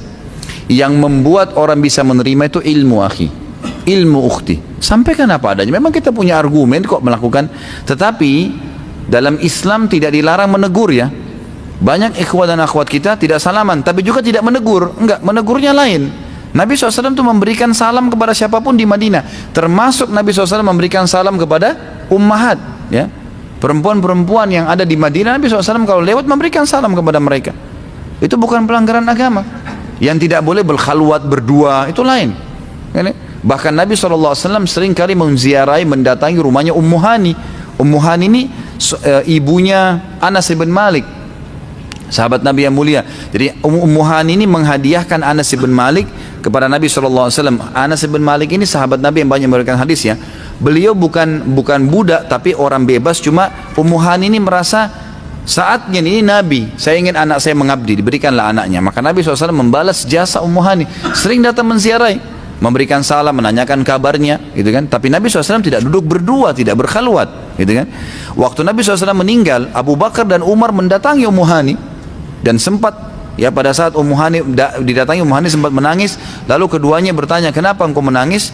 Dia bilang, saya bukan menangis karena meninggalnya Nabi SAW, tapi saya menangis karena wahyu terputus dari langit. Maka Abu Bakar sama Umar juga ikut menangis. Artinya interaksi itu ada yang boleh dan tidak boleh. Jangan tiba-tiba menjadi kaku sama sekali, nanti kan. Jadi kita harus meletakkan di porsinya, di tempatnya, gitu kan? Itu yang saya tahu, Allahu a'lam. Jadi jelaskan apa adanya, dan insya Allah dengan argumen yang benar. Tapi kita tetap melakukan hal-hal yang dibolehkan, tetap menyapa, tetap membantu, gitu kan? Maka itu tidak ada masalah, insya Allah. Mohon nasihat Ustaz tentang keutamaan menuntut ilmu agar kami istiqomah dan tidak melalaikan menuntut ilmu karena terlalu sibuk mencari nafkah dan rezeki. Ilmu ini, akhi, ilmu syar'i hukumnya wajib. Mempelajari ilmu agama hukumnya wajib. Sekali lagi, wajib. Talabul ilm, kata Nabi SAW, faridatun ala kulli muslim. Hadisnya sahih. Menuntut ilmu agama bagi setiap muslim dan muslimah wajib, bukan pilihan. Kalau ilmu umum antum punya pilihan, tapi ilmu agama nggak bisa. Baik, saya sibuk cari nafkah Ustaz. Antum tidak bisa hadir majelis ilmu. Banyak fasilitas sekarang. Pasang Walkman di kuping tuh, dengarin. Di HP sekarang nggak usah pakai Walkman. Di HP, kalau zaman dulu orang masih bawa tape recorder, ini nggak usah. Mungkin MP3, MP4 sekarang banyak alat, banyak teknologi canggih. Kita tinggal dengarkan. Di kantor lagi istirahat, ini lagi dagang, apa salahnya kalau diputar? Di restoran saya sekarang, saya pasangin parabola, putarin TV Roja, putarin TV Wisol, putarin TV Insan. Anak-anak pegawai bisa nonton, mereka bisa nonton kalau lagi kosong. Putarin tilawah Al-Quran, mereka dengarin. Bisa nuntut ilmu, gitu kan. Jadi masih bisa nuntut ilmu, tidak ada masalah. Di rumah saya bilang sama istri saya, nyalain selalu tuh. Baik itu wisol, baik itu roja, baik itu insan, putarin. Jadi maaf teman-teman saudara-saudara muslimah yang membantu kami di rumah, itu juga mendengarkan. Jadi mereka sambil kerja mereka dengar. Manfaat ilmu, harusnya begitu. Karena memang jangan sisihkan ikhwani dan akhwati, jangan lewatkan satu hari tanpa ilmu. Ini saran saya. Karena ilmu itu satu-satunya tangga untuk menambah iman. Dan kalau iman sudah terasa, kayak antum sudah rasakan iman, itu luar biasa. Gejolak dalam hati itu untuk selalu semangat ibadah itu luar biasa. Karena tangganya ilmu akan datangkan iman, iman datangkan amal soleh. Nggak bisa orang tiba-tiba rajin ibadah tanpa iman, nggak bisa orang beriman tanpa ilmu. Jangan lewatkan satu hari tanpa ilmu. Saya sudah pernah berbagi pengalaman kan. Saya kalau lagi pergi pengajian 2 jam nih, kayak gini saya duduk 2 jam pengajian. Antara perjalanan pun itu saya gunakan berzikir atau ngulangin Al-Quran, atau saya dengarkan ceramah, baik ceramah saya sendiri yang sudah ada, atau saya dengarkan ceramah para masyayikh atau teman-teman dai yang lain, saya dengarin ceramahnya mereka. Jadi kita isi. Setelah itu saya masuk majelis ilmu, saya ceramah 2 jam. Jadi saya merasa terus tercas tuh. Karena kalau terus kita didampingi dengan ilmu, terus terkontrol gitu kan. Bertambah ilmunya, kita bertambah imannya, lebih semangat beramal saleh. Jadi jangan lewatkan. Jangan lewatkan hari tanpa ilmu. Sekali lagi, dengarin, selalu dengar. Sibukkan diri dengan itu, dari pengajian ke pengajian, dari pengajian ke pengajian. Kalau antum habis dengar ceramah, kemudian pindah ke ceramah yang lain, pasti setannya bisikin, kan tadi sudah pengajian ustadz. Ndak, a'udzubillahi minasyaitonirrajim, saya mau ceramah lagi. Kadang-kadang kalau orang masih baru ikut pengajian, belum terlalu tertanam iman kan begitu. Tadi kan sudah ada pengajian, sekarang sudah harusnya hiburan, dangdut gitu kan. Nah ini jadi masalah ini. Ilmunya terkikis tadi gitu kan, karena begini. Jadi memang harus ilmu. Apabila kita masuk atau mengikuti suatu majelis namun dalam pembahasannya menyinggung dan menyakiti intelijensi atau perasaan dari si penimba ilmu, bagaimana adabnya? Tergantung ya, antum juga jangan terlalu sensitif kan itu. Jangan ustaznya lagi bahas masalah riba, wah ini ustaz nyorotin saya nih, padahal tidak dikenal, antum tidak dikenal. Jangan sampai tadi tersinggung nih gara-gara saya bahas riba nih. Antum jangan terlalu sensitif gitu kan. Ada di pengajian orang baru cerai, ustaznya belum bicara masalah cerai itu begini, wah ini ustaz tahu saya. Dari mana gini, nggak ada yang ngerti kan gitu. Ini jangan sensitif. Kalau memang dia sengaja, insya Allah setahu saya kalau dai itu mengikuti sunnah Nabi nggak mungkin. Saya rasa jauh, kecuali dia bukan penuntut ilmu ya. Dia tahu ada yang hadir lalu disinggung-singgung, itu nggak mungkin. Nabi SAW, kami ini tahu adabnya kalau sedang menegur seseorang. Nabi SAW ajarkan kepada kami, kiai kami, guru kami Muhammad SAW mengajarkan bahwasanya beliau kalau mau menegur orang tidak menyebutkan nama, cuma mengatakan kenapa ya ada orang seperti ini. Tapi Nabi pernah menyinggung dalam majelis tuh, karena pernah ada pengumpul zakatnya Nabi SAW, ada namanya seorang sahabat, tapi Nabi, dan dia bilang kebetulan habis mengumpul zakat, dia datang ke Masjid Nabawi, lalu dia bilang, nih zakat kalian yang sudah saya kumpulin, ini bagian saya nih, artinya ini saya dapat nih dikasih orang. Lalu Nabi SAW naik langsung ke mimbar, orang itu masih duduk di situ bersama dengan sahabat-sahabat yang lain. Setelah tahmid dan salawat beliau mengatakan, kenapa ya? Ada orang yang saya tugaskan mengumpulin zakat, dia mengatakan ini zakat kalian dan ini punya saya. Kalau memang betul dia punya bagian, semestinya dia tidak usah bertugas mengumpulin zakat. Duduk di rumahnya zakatnya akan datang kok. Ya, artinya tidak boleh perbuatan seperti ini gitu kan. Tidak ada ceritanya mau terima bayaran gara-gara ngumpulin zakat lalu dipisahin dari uang yang tadinya berkumpul, itu nggak mungkin. Hanya memunculkan kecurigaan dan segalanya gitu. Jadi di sini Nabi SAW ajarin boleh menyinggung tapi tidak menyebutkan nama gitu kan. Tapi insya Allah setahu saya ya umumnya kalau ada pertanyaan atau ada antum hadir di majelis ilmu jangan terlalu sensitif. Insya Allah tidak ada maksud tujuan untuk menyinggung atau menyakiti. Kalau betul-betul ustadz itu tuh selalu kalau antum hadir taunya nyinggung si fulan, apalagi nyebut namanya orang, saya sarankan jangan hadir. Udah ganti ustadznya udah. Nggak perlu, karena akan bermasalah, akan ada masalah, akan muskilah di situ nanti. Karena dia akan terus-menerus menjadikan itu sebagai perilakunya. Ada memang sebagian orang begitu, subhanallah. Mungkin tidak bertakwa sama Allah, dia sering anggap itu nggak apa-apa, sering selalu menyalah-nyalahkan orang. Dan ini konsepnya tidak benar. Allahu a'lam. Menurut saya ini lebih baik jangan ada lah, ya jangan ada. Termasuk juga sekalian saya ingatkan teman-teman kalau hadir di sebuah majelis, yang majelis itu dari awal pertemuan sampai akhir mungkin ilmunya cuma 10%, sisanya cuma nyala-nyalain orang. Seperti sekarang ada istilah tahdzir, ingatin ini nggak boleh, itu nggak boleh, ini nggak boleh, sesat, ini sesat. Ya akhi, daripada ente bilang ini sesat, lebih baik ingatin umat tuh, kukunya masih panjang yang hadir tuh. Mungkin dia masih belum betul wudunya, mungkin masih belum betul sholatnya. Sibukkan mereka muslim ini dengan ibadah, maka secara otomatis dia akan nanti tinggalkan yang buruk, gitu kan? Itu lebih baik. Allahu a'lam. Bolehkah kita mendoakan yang lain selain hidayah kepada non muslim ketika mereka masih hidup? Seperti apa misalnya? Mendoakan keburukan mungkin? Saya sudah bahasakan, kalau seandainya seseorang berbuat buruk, misal ada negara-negara non muslim yang pemimpinnya menyiksa kaum muslimin, menyusahkan hidup mereka, bolehkah kita mendoakan agar mereka dihancurkan? Boleh, karena mereka melakukan satu kesalahan dan yang memang itu berefek tidak baik kepada kaum muslimin, itu boleh saja. Nabi SAW pernah mendoakan beberapa suku Arab yang membunuh beberapa orang sahabat beliau SAW. Tetapi kalau dipertemukan antara mendoakan keburukan dengan kebaikan, tetap ulama mengatakan tata keramanya dalam doa lebih baik mendoakan hidayah. Lebih baik mendoakan hidayah, dapat petunjuk. Ada orang yang utang sama kita nggak bayar, ada orang yang menggunjing, ada orang yang memfitnah, ada orang yang menipu. Bolehkah kita doakan kehancuran walaupun bukan muslim? Walaupun muslim, boleh. Hak kita, kita terzalimi. Dan itu bisa diterima sama Allah SWT kan dia terzalimi. Tetapi setelah doa kita diijabah, misal kita bilang ya Allah lumpuhkan kakinya, ya Allah begini dan begitu, lalu Allah kabulkan, selesai, kakinya lumpuh tabrakan, masuk, tidak bisa lagi jalan atau masuk rumah sakit dirawat, udah dikabulkan, selesai, sampai situ saja. Tapi kalau kita doakan hidayah buat dia, ya Allah bukakan hatinya, berikan hidayah, masukkan iman dalam hatinya agar dia mau membayar utangnya, lalu Allah kabulkan, masuk iman dalam hatinya, dia dapat ilmu, mulai ikut pengajian, dengan hikmahnya Allah kita nggak tahu. Kemudian dia jadi sadar kalau dia harus bayar utang, dia bayar utang kita, dan semenjak dia jadi baik karena doa kita, sampai dia meninggal kita panen pahalanya. Udah dapat hak kita, kita juga dapat pahala dari dia. Mana yang lebih baik? Tentu yang kedua. Karena hati, ya, hati manusia itu, hati kita ini harus betul-betul kita jaga gitu. Harus betul-betul kita jaga.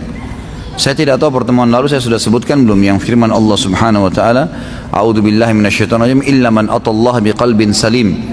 Ada ayat sebelumnya tapi ini saksi bahasannya. Nanti hari kiamat itu tidak semua orang bisa ngomong sembarangan, tidak semua orang bisa selamat masuk surga tanpa hisab, kecuali ada keadaannya. Memang datang menuju kepada Allah dalam hati yang bersih, steril hatinya, qalbin salim, enggak pernah punya masalah sama orang. Saya sudah katakan itu hari, perintah agama ikhwani, kalau ada orang berbuat jahat sama kita, yang paling pertama kita lakukan maafin dulu. Maafin dulu. Enak benar Ustaz, dia gunjing saya, dia fitnah saya, dia tidak bayar utangnya kepada saya, bahkan dia menipu saya, kok saya maafin? Ya memang perintah agama maafin, karena memaafkan itu akan membuat diri antum, hati antum sehat, nggak ada beban. Setelah kita maafkan, sudah saya maafin dah. Dia punya sebuah variabel hukum yang harus dihubungkan untuk selamat dari siksaan Allah dan ancaman Allah karena menipu, karena menggunjing, karena memfitnah. Itu untuk selamat dari azabnya Allah di dunia dan di akhirat, dia harus minta maaf dulu. Jadi kalau antum maafin tanpa dia minta maaf, tetap hukuman Allah datang kepada dia. Artinya nggak ada ruginya kita kalau maafin, kan? Tapi kitanya aman, hati kita aman. Karena hati ibarat sebuah ruangan, yang ruangan itu harus steril betul, lantainya bersih, kaca pintunya tertutup, AC-nya enak sejuk, ada pewangi ruangan. Itu hati begitu, antum masuk nyaman, dan itu cuma bisa dengan iman dan ilmu, nggak bisa yang lain. Kalau ruangan itu penuh dengan tulang-tulang bekas makanan, ya, makanan sudah busuk, kemudian pakaian yang kotor, gitu kan? Terus pintu sama jendelanya terbuka, masuk gak binatang ke ruangan itu? Hah? Masuk gak? Serangga, kecoak, burung, anjing, semua masuk. Itu ibarat contoh dari saya hati manusia. Kalau hati manusia itu banyak penyakitnya, sangka buruk, cemburu berlebihan, ya, kemudian iri dengki, penuh dengan masalah, tidak mau memaafkan orang lain, hatinya masalah. Kemudian dia memang tidak menutup dirinya, tidak coba bertaubat, dibuka jendela sampai itu, maka makan banyak. Sekarang harus disterilin, dibersihin semua, ditutup kembali pintu dan jendela, AC-nya didinginkan, dikasih pewangi ruangan, ditempel semua, dicat kembali tembok yang sudah kotor, baru jaga. Harus begitu. Caranya adalah memang kita harus lebih banyak melunakkan hati kita dengan memaafkan, bertaubat kepada Allah, merasa cukup dengan apa yang Allah berikan, gitu kan? Seperti itu. Kembali ke pertanyaan tadi. Jadi saya tidak tahu ini maksudnya selain hidayah apa yang dimintai. Tapi kalau hidayah adalah sesuatu yang sangat baik. Tapi kalau dia berbuat zalim, muslim atau tidak, antum doakan keburukan bisa. Tapi kalau antum doakan kebaikan agar dapat hidayah lebih baik. Yang tidak boleh, ada orang kafir tanpa sebab, nggak ada hubungannya. Tetangga antum baik-baik saja, tetangga. Cuman dia memang belum dapat hidayah, belum masuk Islam. Ya Allah, matiin tetangga saya itu. Nah, nggak ada hubungannya, nggak ganggu, nggak apa. Nah ini nggak boleh. Kenapa kok harus didoakan begitu? Gitu kan? Lihat lewat ada mobil, kayaknya Nasrani itu, ya Allah tabrakin mobilnya. Nah, kata Nabi SAW apa? Khairun nas anfa'um linnas. Orang Muslim yang paling baik, yang paling bermanfaat bagi manusia. Kalau saya sudah pernah kasih contoh. Kita lihat ada orang tabrakan motor. Begitu kita mendekat mau bantu, ternyata ada kalung salibnya. Bantu nggak? Bantu. Nggak ada hubungannya, gitu kan? Saya sudah jelaskan kemarin. Ingat, jangan lihat orang dari performanya. Belum tentu. Banyak ikhwah begitu ikut pengajian, lihat orang lain yang paling pertama dilihat celananya jingkrang nggak? Kalau celananya isbal bahaya nih, ahli nar. Nggak boleh, bukan itu yang dilihat. Ini perempuan yang dekatin saya ini pakai jilbab besar nggak? Kalau enggak, kayaknya bukan golongan. Nggak bisa, nggak boleh begitu. Nggak boleh begitu. Saya menonton kajian dosa besar 53 via YouTube. Pada sesi tanya jawab, kita dilarang sholat di masjid yang berhiasan emas. Lalu bagaimana di Mekah? Pada kiswanya saya mendapatkan referensi disulam dengan benang yang mengandung emas, ya. Tentu yang dilarang adalah membangun masjid dari emas, kan gitu. Itu yang dilarang. Sama halnya begini, lebih untuk jelasnya saya kasih contoh lain dulu. Laki-laki tidak boleh menggunakan baju dari sutra. Sudah pernah kita bahas tuh, salah satu dosa besar. Ulama membahas, ini kan kalau sutra semua. Bagaimana kalau ada baju batik, ada satu talinya benangnya sutra asli. Bolehkah dipakai? Sama hukum air. Air itu di dalam riwayat disebutkan, apapun yang terjatuh di dalam air tersebut selama tidak mengubah rasa, bau, warna, tetap suci. Kan itu. Berarti sesuatu yang sedikit itu tidak mempengaruhi sesuatu yang besar dalam beberapa hal yang berhubungan dengan agama kita ini. Kan gitu. Jadi kalau seandainya memang ada orang cat menggunakan campuran dengan emas di masjidnya, ini pendapat ulama mengatakan tidak masuk dalam umumnya larangan tadi, kecuali memang dia buat semuanya emas, itu lain. Yang saya tidak tahu ya, kalau antum memang sudah dapatkan referensi memang digunakan dengan sulam emas, itu saya nggak tahu. Tapi yang saya tahu selama ini memang digunakan istilah emas, gitu kan? Kincir airnya Ka'bah itu emas, pintunya itu emas, dan seterusnya. Tapi saya terus terang pribadi belum pernah mengetahui apa itu benar emas murni semua atau enggak, gitu kan? Saya tidak tahu. Dan yang saya tahu memang ada larangan yang menyebutkan tentang tidak bolehnya kalau semuanya emas, gitu kan? Dalam arti kata di sini berlebih-lebihan. Tanda-tanda hari kiamat adalah umat Islam ini banyak yang membangun masjidnya dengan berlebih-lebihan. Ada hadis yang ana tidak faham mengenai perlengkapan bertani ya. Apa ini akhi? Siapa yang nulis nih? Mengenai perlengkapan bertani ya, tidak boleh disimpan dalam rumah.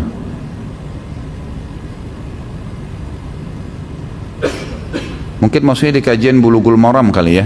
Mungkin masalah fikih ini. Mengenai perlengkapan bertani tidak boleh disimpan di dalam rumah. Saya nggak pernah temukan hadisnya kalau ini, belum tahu. Mohon maaf, mungkin keterbatasan ilmu saya, tapi yang jelas saya belum pernah temukan nih. Masalah baju perlengkapan bertani tidak boleh disimpan dalam rumah. Itu saya tidak pernah tahu itu. Allahu a'lam. Yang kedua, tidak boleh membeli barang dari penduduk desa secara langsung. Apa benar? Yang ada hadisnya itu tidak boleh menahan produk yang datang dari desa ke kota, dari satu tempat ke tempat, di tengah jalan dihadang. Itu yang ada hadis. Saya sebutkan ini di dalam Bulughul Maram. Ada juga hadis yang melarang tidak bolehnya orang kota yang langsung mengambil barang dari desa, tetapi memang dia menzalimi orang-orang desa itu. Arti kata, dia tahu nih orang-orang desa ini tidak faham, maka caranya adalah dia datang, dia membeli semua produk dan dia tekan harga.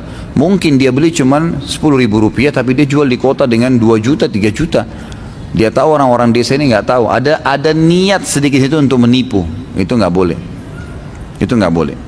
Saya pernah dapat informasi waktu saya sering ke Irian dulu, tahun 2003 sampai 2007 kurang lebih, saya masih sering bolak-balik.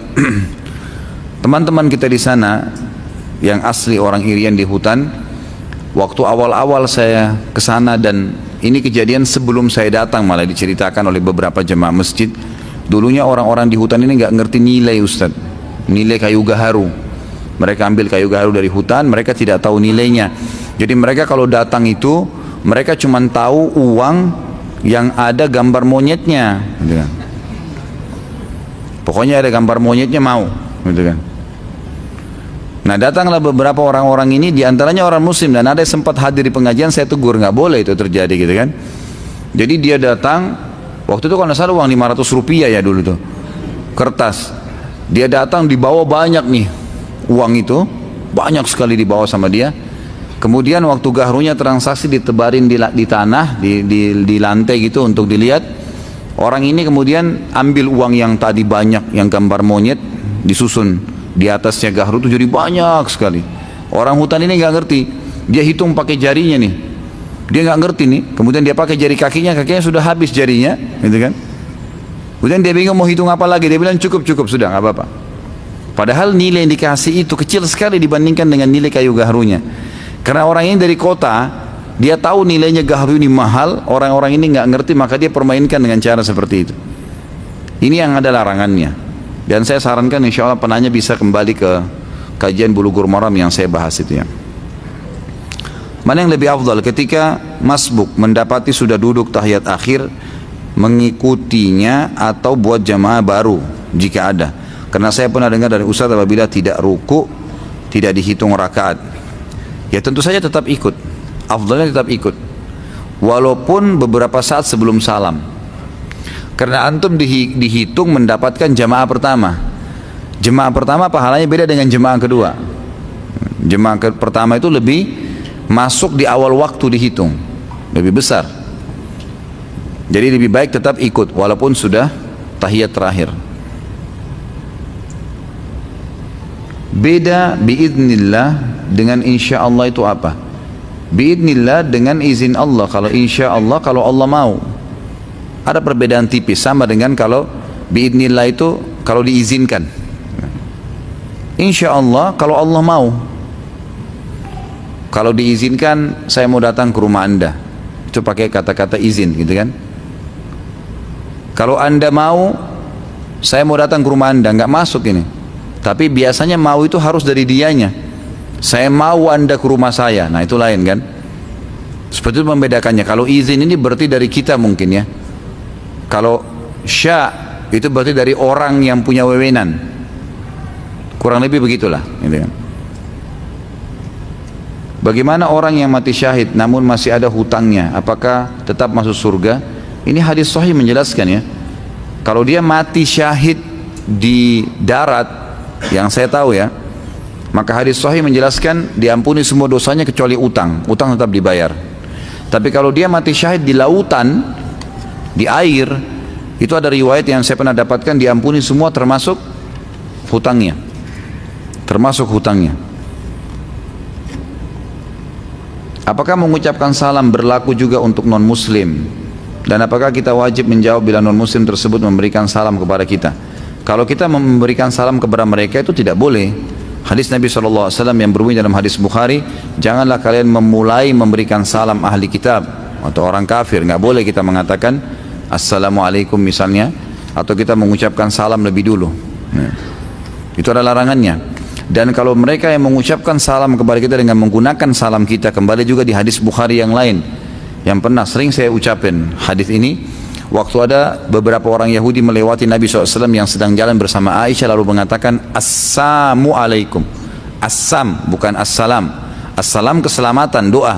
Tapi kalau assam, bedanya cuma tidak ada alifnya saja, lamnya itu. Jadi kalau assam itu alif, lam, sin, alif, ya, mim. Kalau assalam kan alif, lam, sim, ada lam, lam, alif, baru mim. Jadi bedanya itu di lamnya itu. Kalau assam artinya kematian, kalau assalam keselamatan. Orang-orang Yahudi ini pikir Nabi SAW tidak dengar, maka mereka berkata, Assalamualaikum ya Muhammad. Assam artinya kematian. Nabi SAW jawab, Wa'alaikum. Artinya apa itu? Dan untuk kalian. Kan gitu. Maka Aisyah waktu itu radhiyallahu anha sempat marah. Aisyah berkata, ya Rasulullah, tidakkah anda dengar apa yang mereka bilang? Kata Nabi SAW, wahai Aisyah, tidak kau dengar apa yang saya jawab? Doa kita kepada Allah untuk mereka diterima, doa mereka kepada Allah untuk kita tidak diterima. Artinya waktu dia bilang kematian buat kalian, waktu saya bilang untuk kalian juga, berarti dia kena doa kita, tapi kita nggak kena doanya. Orang Islam kalau doakan orang Muslim diterima, tapi orang Muslim doakan Muslim tidak akan diterima sama Allah Subhanahu Wa Taala. Jadi dari hadis ini ulama mengambil kesimpulan kalau ahli kitab atau orang kafir memberikan salam Assalamualaikum, kita jawab saja Wa'alaikum. Cukup dengan jawaban yang Nabi SAW ajarkan itu. Apa hukumnya dalam syariat Islam memasang bendera di depan rumah dalam rangka perayaan hari kemerdekaan? Yang saya tahu, Allahu a'lam, tidak apa-apa. Yang saya tahu, nggak masalah. Selama memang dia tidak menyembah bendera itu. Simbol. Bendera kan juga di zaman Nabi SAW dipakai ya. Di peperangan ada bendera. Simbol, bahwasanya ini simbol negara. Karena Indonesia ditahu memang ada benderanya warna itu, ya sudah nggak apa-apa. Ini karena merayakan hari kemerdekaan yang menunjukkan kegembiraan, simbol. Kalau saya Allah alam yang saya tahu tidak apa-apa. Tapi kalau dia menganggap bendera itu punya kelebihan, punya kesaktian, itu nggak boleh. Seperti ada orang terlalu berlebihan itu. Saya pernah lewat di salah satu di depan kantor aparat keamanan kita di salah satu kota di Indonesia ini, tidak sengaja begitu pas saya mau lewat, rupanya mereka mau turunkan bendera tuh di dalam pagar mereka. Jalanan semua ditutup, mobil saya juga ditahan, semua ditahan di belakang, suruh tunggu bendera turun. Kenapa ini? Apa hubungannya? Coba kalau sholat azan tahan tidak mobil, masa bendera digituin? Nggak boleh ini, kalau ini nggak boleh, itu kan? Ini berlebihan ini. Tapi kalau hanya sekedar memajang karena mengikuti pemerintah kita sebagai simbol negara kegembiraan, insya Allah setahu saya nggak apa-apa. Asal tidak ada hubungan di situ variabel kalau ini ada kesaktiannya lah, merah putih itu sakti atau apa hubungannya? Nggak ada hubungannya sama sekali. Bagaimana cara membedakan bisikan yang datang dari syaitan atau kata hati kita sendiri? Kadang-kadang ketika sholat di dalam hati suka bicara sendiri. Bagaimana cara menyikapinya Ustaz? Sahkah sholatnya? Bagaimana hatinya bicara sendiri nih? Allah mengatakan alladzi yuwaswisu fi sudurin nas. Apa bahasanya setelahnya? Minal jinnati wan nas. Yang bisikin itu syaitan. Kalau dalam jiwa kita sendiri, gitu kan? Jinnati wan nas. Sebagian ulama tafsir mengatakan nas ini termasuk jiwa memang dia, jiwa dia sendiri. Dia kadang-kadang berbicara. Ya cara masalah membedakan atau tidak membedakan itu umumnya ulama bilang kalau bisikan-bisikan dalam hati cenderung kepada keburukan, misal malas beribadah, mau berbuat maksiat, cenderung pada keburukan, menunda-nunda ibadah, Bisa dari syaitan, bisa dari jiwa dia yang ammaratun bisu. Karena jiwa manusia ada yang cenderung kepada keburukan, ada itu. Itu harus dilawan, ditepis. Tapi umumnya ulama mengatakan syaitan menunggangi itu jiwa yang ammaratun bisu dan dia bergabung di situ. Qarin di sebelah kita, syaitan yang di sebelah kita itu selalu menunggangi sisi jiwa kita yang ada kecenderungan pada keburukan, gitu kan? Potensi itu ada, makanya ditepis. Semua bisikan yang termotivasi untuk ibadah, kita lihat fakir miskin lewat, tiba-tiba dalam hati kita bantu tuh kesian. Telepon tuh orang tua sudah lama ini tidak telepon ayah saya, mau silaturahim, mau bakti sama orang tua. Oh, mau bantu ada tetangga yang lagi sakit atau ada orang yang lagi sakit mau dijenguk di rumah sakit. Ada bisikan, itu berarti positif, diikutin. Itu juga dari malaikat atau dari jiwa dia yang memang cenderung dengan kebaikan. Seringnya seseorang itu mengasah jiwanya dalam kebaikan akan membuat jiwanya lebih pekah, gitu kan, dalam kebaikan itu. Dan seringnya seseorang melatih dirinya jiwanya dalam keburukan akan membuat lebih pekah dalam keburukan itu. Bahkan kata ulama, bisa jiwa lebih hebat keburukannya daripada syaitan, dan bisa juga jiwa lebih hebat daripada bisikannya malaikat dalam kebaikan. Tergantung bagaimana dia membiasakan dirinya, gitu. Tapi umumnya syaitan menunggangi keburukan, kecenderungan burukan tersebut, dan malaikat juga menunggangi potensi baik dalam jiwa manusia. Bagaimana hukumnya sholat di tempat kerja instansi yang haram, misal di kantor, bank atau asuransi? Tetapkah sah sholatnya? Kalau musolah yang dipakai atau bangunan itu ya, murni semuanya dari hasil penghasilan yang haram, maka nggak boleh dipakai, tidak boleh. Tapi kalau ada sumber penghasilan yang lain, misal ada satu building besar, kemudian di situ ada banyak penyewa, ada perusahaan ini, ada perusahaan ini, perusahaan ini, perusahaan, lalu kemudian ya, yang punya building ini pengelola baik saja, hasilnya mungkin dari uang yang boleh saja, yang tidak ada masalah, dia buat musola. Tapi di situ ada perusahaan-perusahaan yang haram yang menyewa, itu nggak apa-apa. Tapi kalau fasilitas dari uang yang haram, dimanapun dia berada nggak boleh. Yang saya tahu nggak boleh, kan gitu. Dan memang antum harus bisa menerima ini. Saya sudah sering bahasakan ikhwah dan akhwat sekalian.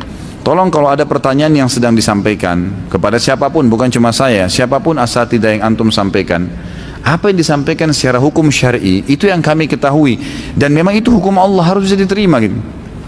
Kadang-kadang soalnya di ikhwah dan akhwat ini dia punya kecenderungan dengan satu keburukan, lalu ditanya dengan retorika tertentu supaya ustadznya terjebak dalam sebuah sisi, lalu memberikan dia fatwa seakan-akan itu boleh. Hati-hati akhi, hati-hati ukhti, kalian sendiri yang bertanggung jawab tuh. Karena si dai hanya memberikan sesuai dengan apa yang dia fahamin.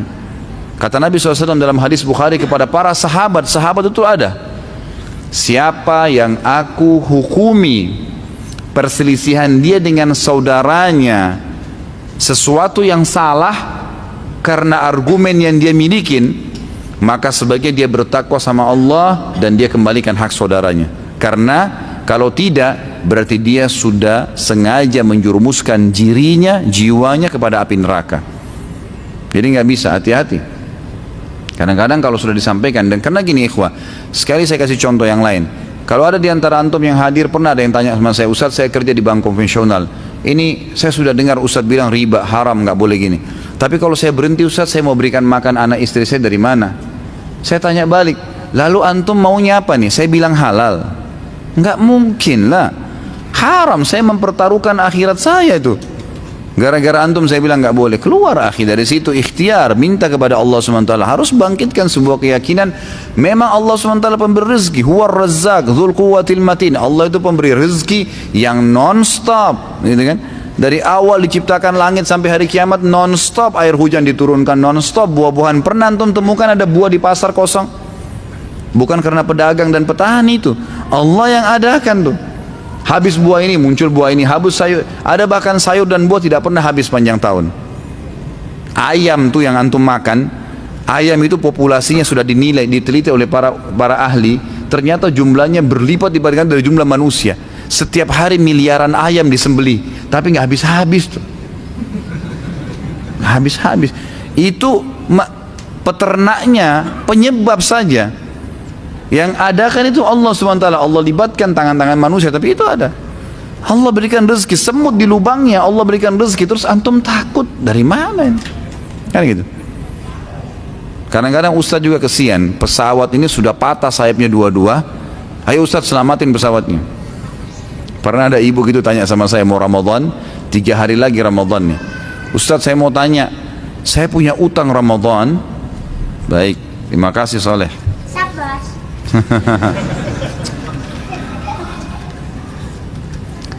Dia punya utang 3 hari lagi mau Ramadan, utangnya 6. Ustadz, ini 3 hari lagi Ramadan nih, utang saya 6 hari, bagaimana Ustadz?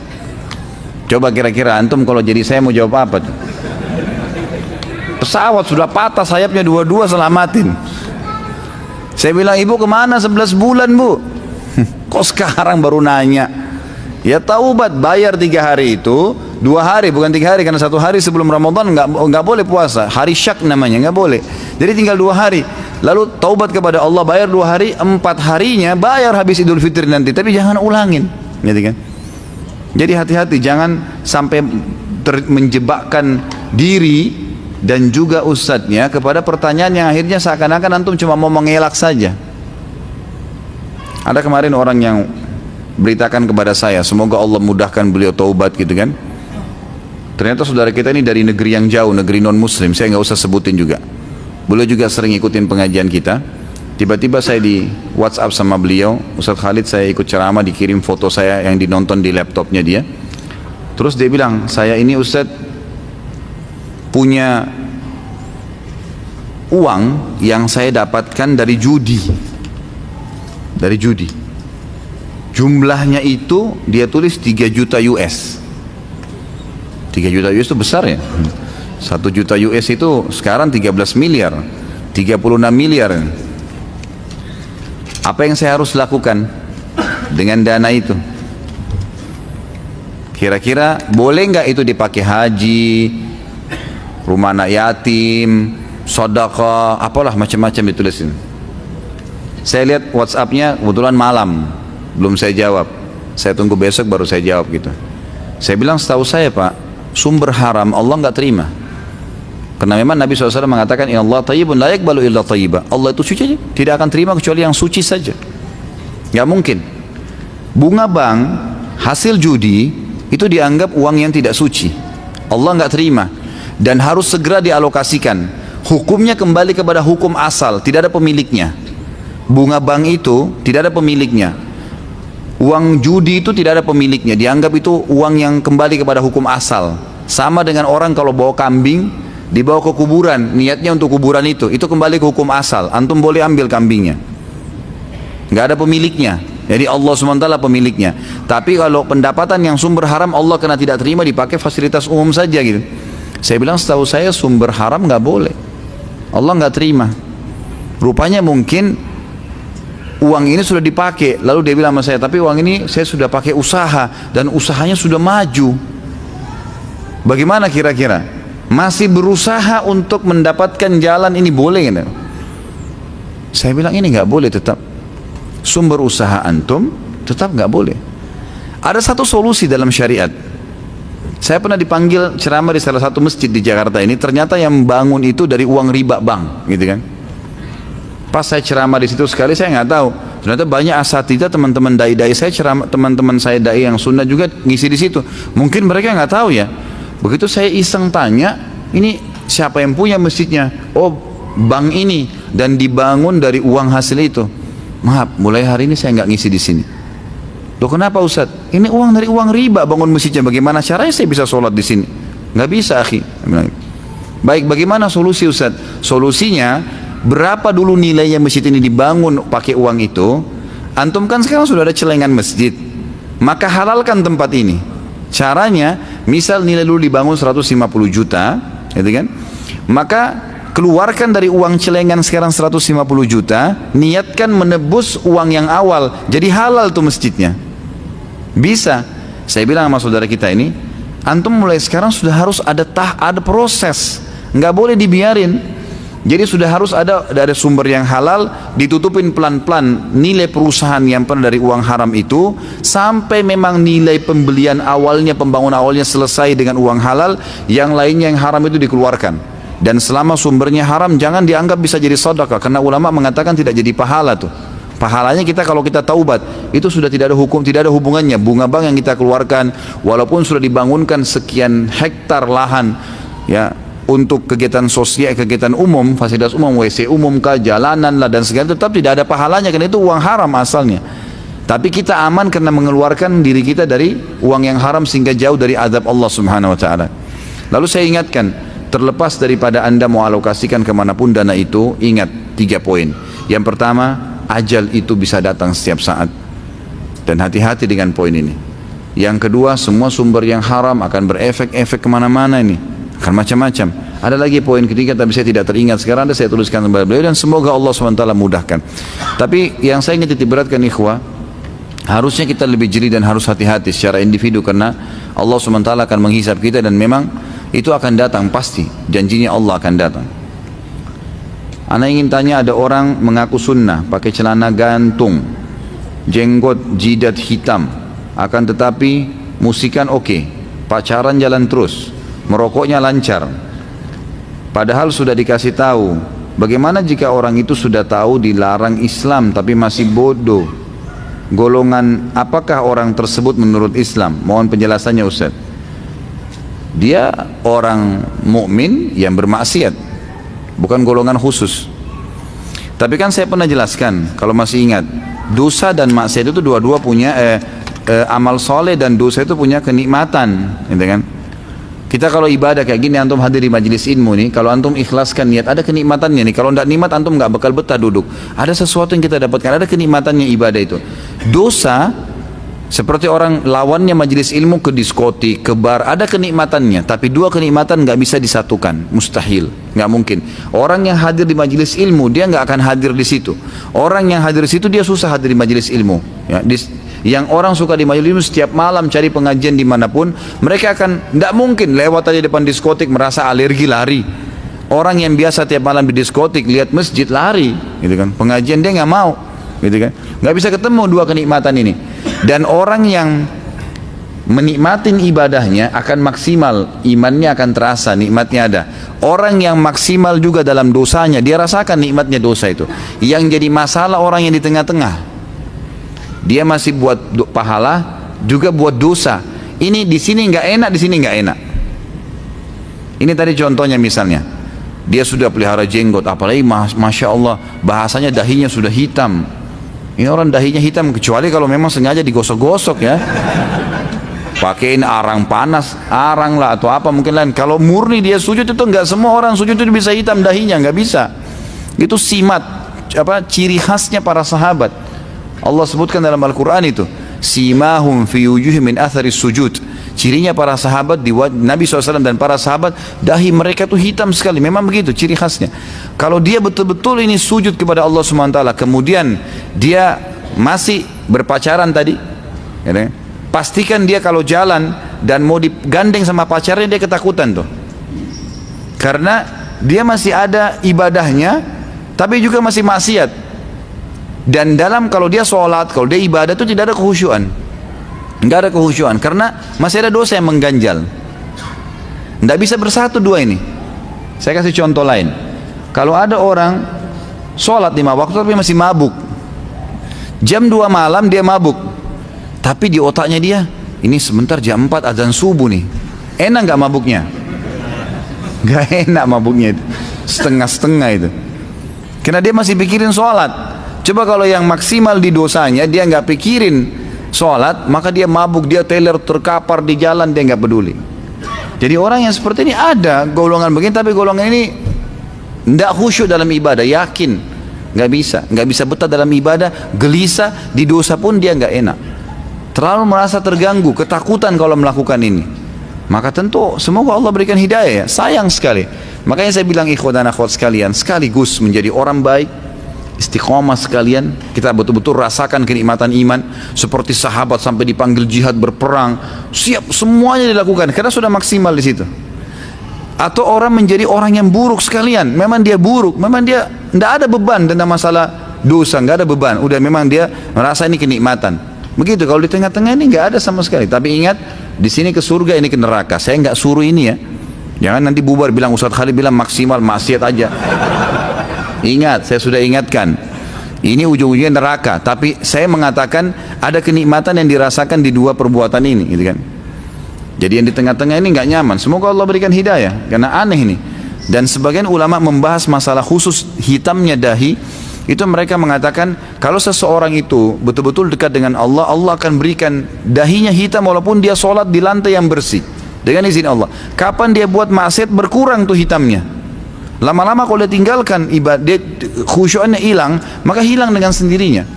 Makanya satu hal yang aneh kalau dia seperti ini tetap maksiat banyak dilakukan kemudian dahinya hitam, gitu kan. Ini Allahu alam ya. Apakah memang itu asli atau palsu, Allahu alam.